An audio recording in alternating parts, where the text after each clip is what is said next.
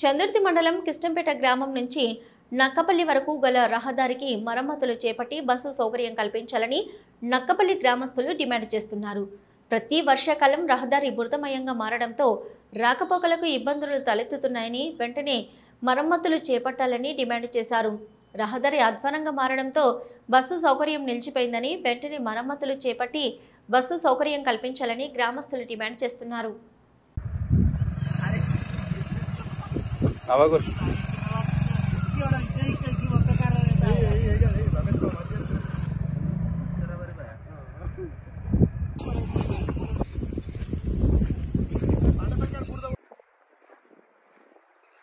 కిష్టంపేట గ్రామంలో కనీసం 3-4 రోజుల నుంచి బస్ సౌకర్యం అనేది మొత్తానికే రాకుండా పోయింది.